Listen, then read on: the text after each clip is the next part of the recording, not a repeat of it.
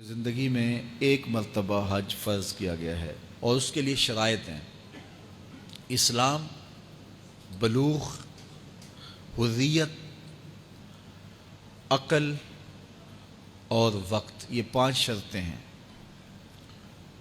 یعنی جو مسلمان نہیں ہے اس پر حج واجب نہیں ہے۔ اسلام شرط ہے وجوب حج کے لیے۔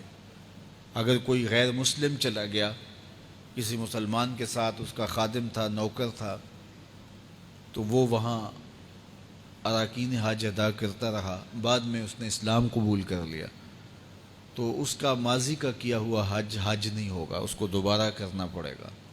اسی طرح بچے نے حج کر لیا اپنے والد کے ساتھ یا والدہ کے ساتھ، تو جب وہ بالغ ہوگا تو اس کے ذمہ حجۃ الاسلام باقی ہے۔ یہ حج جو اس نے کیا ہے یہ اس کا نفلی حج ہوگا، اس کا ثواب ضرور ملے گا، لیکن کس کو ملے گا؟ اللہ کے محبوب علیہ الصلاۃ والسلام کی بارگاہ میں یہ سوال ہوا۔ حضرت عبداللہ ابن عباس رضی اللہ تعالی عنہ بیان فرماتے ہیں کہ ایک سوار سے حضور علیہ الصلاۃ والسلام کی روحہ کے مقام پہ ملاقات ہوئی۔ ایک بچہ تھا خاتون کے پاس جو اس نے اٹھایا ہوا تھا، تو اس نے عرض کی، کیا حضور اس بچے کا بھی حج ہے؟ فرمایا ہاں، یہ اگر مناسک ادا کرتا ہے تو اس کا بھی حج ہے، لیکن فرمایا اس کا ثواب تجھے ملے گا۔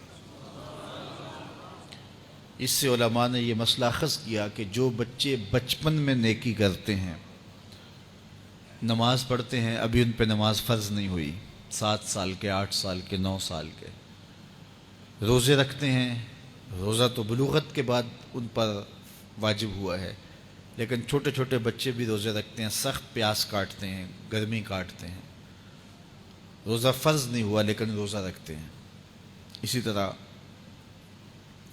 وہ کچھ صدقہ و خیرات کر دیتے ہیں، یہ قرآن مجید کی تلاوت کرتے ہیں۔ عموماً یہ جو حفظ بچے کر رہے ہوتے ہیں، عموماً یہ نابالغ بچے ہوتے ہیں، چھوٹی عمر کے بچے ہوتے ہیں، تو یہ قرآن مجید کی تلاوت کا ثواب، نمازوں کا ثواب، صدقہ و خیرات کا ثواب، بچپن میں جو بچے روزہ رکھتے ہیں یا بچپن میں کوئی حج کرتا ہے یا عمرہ کرتا ہے، سب کا ثواب والدین کے کھاتے میں لکھا جاتا ہے۔ اور میں کہتا ہوں کہ جو بچوں کی نمازیں ہیں اس میں تو ریاکاری نہیں ہوتی، بچوں کے حج کے اندر تو حاجی بننے کا دکھاوا نہیں ہوتا، بچوں کی خیرات اور صدقے کے اندر کسی کی تحقیر کرنا نہیں ہوتی اور من و اذا نہیں ہوتی، تو پھر بچوں کی نیکیاں والدین کے کھاتوں میں لکھی جائیں تو ہو سکتا ہے کہ یہ نیکیاں بخشش کی ضمانت بن جائیں۔